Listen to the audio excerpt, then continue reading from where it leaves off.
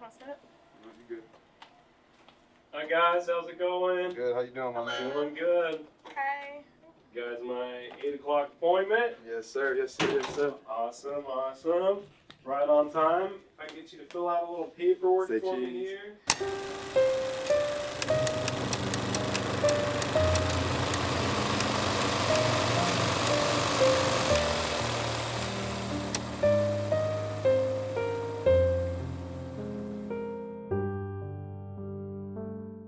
So the first time that I knew that I was in love with her, whew, see that's so deep because as a youngin, you think you in love. You really don't know what love really is. I think she's gonna pass out. I think she's gonna go crazy. She's about to go crazy. Marquise a crier. When we were younger, though, we had that conversation about Yeah, we did. being in love versus loving, because we went to that point when we were talking every day. We told each other we love each other, and then I think like 3 weeks later, we told each other we were in love with each other, and we were Yes. like, "This is different," because we were like thinking about each other all the time, just wanting to be around each other all the time. We talked all day, text all day. We would just text each.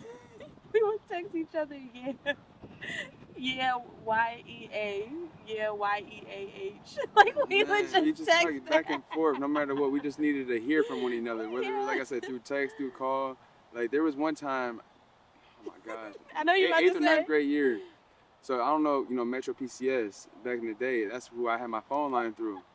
It was one day we wanted to talk to each other so bad that my phone was gonna get cut off the next day. So what she did was she stayed on the phone with me all night. She put her phone on the charger next to her while she slept, and I did the same exact thing. So that way my phone can still be on and we can talk to each other. That's how much we wanted to interact with one another. And his phone did not cut off either. No, it It didn't. worked. We talked the next morning. We talked the next morning.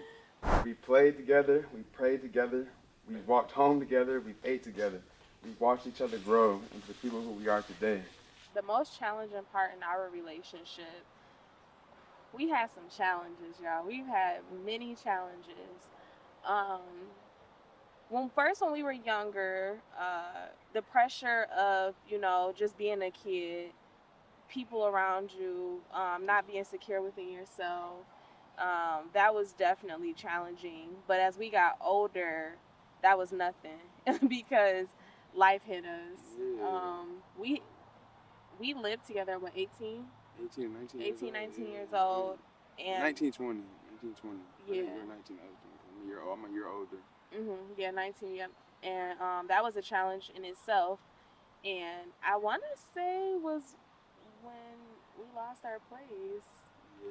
That was the most challenging thing for us because our son had just turned 1, and we were behind bad. And this time in particular, there was like no getting caught up. It was no turning back, and we had to pack up all of our stuff within a day. I wouldn't even say a day. We had we had hope until that morning, the day when the bailiff was there. It took all the way to the bailiff to get there that day for us to lose hope. Yep. So when because he we got have been there, in contact with him too. Yeah. So when we realized that this was happening, we ended up getting a U-Haul and moved everything out of a one-bedroom apartment. Same day. The same exact day, went and put it in the storage and figured everything else out, that night. Yep. I believe we had to separate. Yeah. I think I went to my grandmother's and she went to her dad's for a little bit. And that was challenging. Definitely challenging. It's crazy. You've been by my side through thick and thin, and they say love chooses you. And me knowing you, I now understand that. The way we got through that was nothing but God. Nothing but short. God. I mean, one, staying prayed up. That's one thing I can say that's always been the foundation to our relationship was always staying prayed up. But number one is staying prayed up and God getting us through that. And then I think another thing was being able to realize what we had and understanding that and understanding what we lost to know how important it is, to stay on top of your stuff. Like I said, we were 19, 20, 21 years old with, we had a 1-year-old son. things, life had hit us quick. So we didn't really understand, how to manage bills, how to manage money, or anything like that. But I think losing that is what helped get us through that. It was a lot of couch surfing, but we ultimately, I ended up at my sister's house. He was still at his grandmother's house, and we thugged it out for a year, and we tried to spend as much time together as we could as a family. As far as like overnight, we made sure to hang out pretty much every single day. But yeah, we did our best, and then towards the end of that, I think we ended up staying in a motel for like 3 months. 3 months. 2 or 3 months, just Yeah, so we stayed can in a all motel. be together at one time. Because we couldn't handle not being together. It was really hard, especially with having a kid. That's tough when you're in a relationship. It wasn't like we were trying to co-parent. We're in a relationship and we're spending time with our kid. So that was really tough. So this ain't nothing new, man. So we've been doing this. Finding out that we were going to be parents, at first, to be honest, it's always scary. Anything new is scary. You don't know what to expect. It's true. But it was funny because before I even knew I was pregnant, I knew I was pregnant. Yeah. And I told him that, and he was like, "Girl, like whatever." And I'm we can always be denial. Yeah, but I'm like, "No, babe, like something's different right now. Like I really feel something different." And so when I found out, it was like we cried together because we knew, we just knew that it was time to become parents. See, I'm independent, baby. So we do it on our own this way. What my son helped me change was patience. I mean, huge. Because I think he was like 3 days old, and when he first came home, I think the boy might have slept 4 hours, 6 hours total. Like I was like, we got into an argument. I said we got to take him to the hospital. Like, there's something wrong with this kid. He has been crying for 3 days straight off 4 hours of sleep. Yeah. So I mean, like, he's taught me patience. He's taught me hard work. You know what I mean? To stay focused, to stay disciplined. A lot of things that I try to teach him, I gotta be mindful that I gotta make sure I'm working on these things as well. Yeah. So everything that I'm always teaching him, it's a mirror check, I guess you can say. I always gotta make sure I'm looking in the mirror and making sure that I'm doing the things that I'm telling him to do. Yeah. So to say, what he's helped me change within myself in a nutshell would just be becoming a better man. Yeah.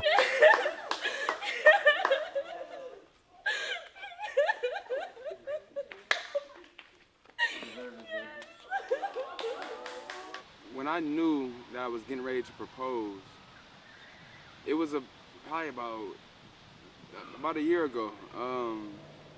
Just talking to family and friends about it, knowing that the motion was gonna start. There was always kind of a lot of stuff going on, so I was looking for the perfect timing. And then my thing was, I always wanted to surprise her. I wanted her to be completely blindsided by it. You know what I mean? So I got the ring of April this year. April this year, I think at the end of April or early May, I got the ring. And then there was a lot of planning going into it. My son's birthday is May 28th. At first I was like, I'm gonna do it on his birthday. That's gonna be a shock, you know what I mean? But then I was like, it's not really intimate like that, so let me find a different date. Then I was thinking about her birthday.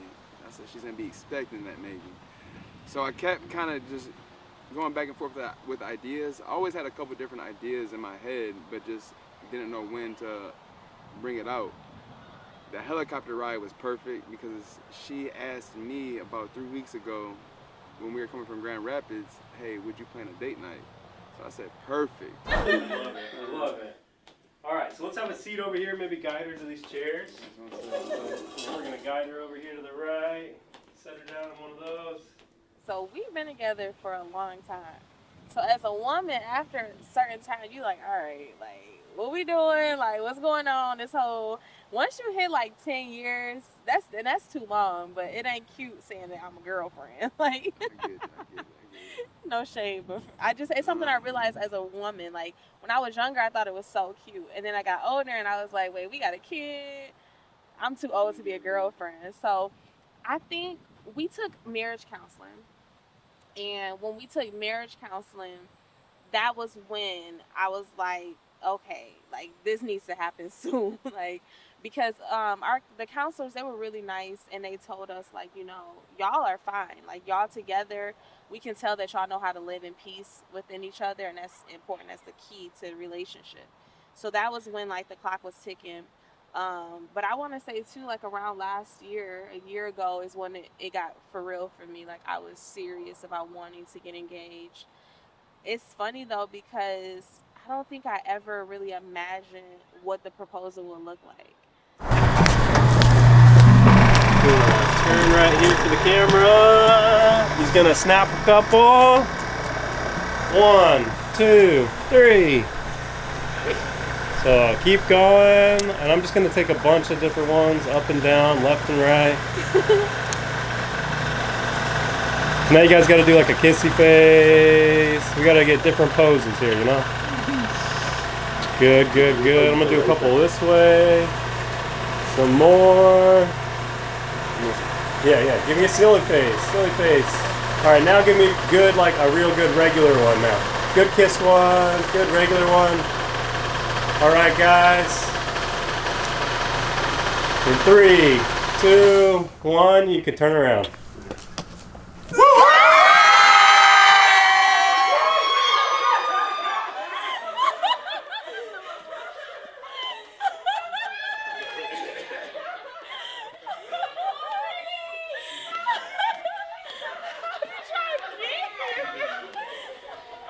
So, I just want to talk to you. September 12th, 2008, I gained my best friend. If someone said, who could have imagined this, I would have said I could. We played together, we prayed together, we walked home together, we ate together. We watched each other grow into the people who we are today. I remember when you were so shy to eat in front of me, you would starve yourself. You wouldn't eat. And now today, you'll grab some food with a full hand and show your mouth with it. It's crazy. You've been by my side through thick and thin. And they say love chooses you. And me knowing you, I now understand that. You are my home. I'm home right now, in this moment, because you're here. You are a prime example of a gift from God. Your happiness is what makes me happy, and you know this. You know this. I love you. I pray every day to love you unconditionally, to uplift you, to honor you, to cherish all moments with you, and lead you as God leads me. Until our great Lord and Savior, Jesus Christ, comes back to earth. I choose you. And with that being said, I just want to share a message that, a couple people may have heard before, but it's super powerful and it sat on my heart the first time I ever heard it. His name is Nurul Muhammad. He said the most important decision you ever make in your life after choosing to believe in God is the mate that you choose to spend the rest of your life with. Your mate will either inspire you to grow into your greatness or they'll confide you into complacency. Your mate will either be your better half or they'll make you half of yourself. A good relationship will keep you youthful and bring out the best in you. A bad one will age you prematurely.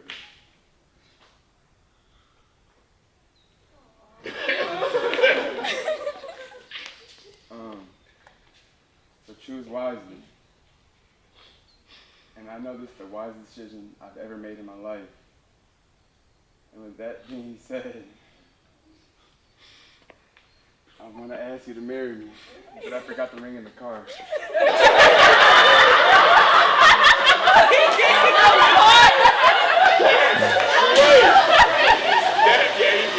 If there was any advice I would give to long-term relationships, I would say don't give up on your spouse, especially if you got a solid one in your corner, one that you know that got your back, because I always say, and I don't mean this in a bad way, it's your spouse is all about finding out which one is worth kind of putting up with, being able to see past those flaws and love truly unconditionally, yeah, you do that, that's annoying, but the way you got my back, I can look past that. We can work all that other stuff out. Mm-hmm. So I would just advise anyone, if you got a good one by your side, stick by it, work it out, and keep God first. Stay Yes. prayed up. You know, that's number one. That's what I should have started off with, was keeping God first and making sure you're praying in the morning together, at night together, before your meals together. Just staying prayed up and really being a union.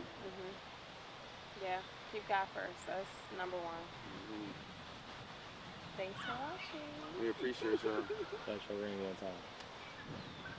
Yeah, I did that. You hear me? Make them want to marry me.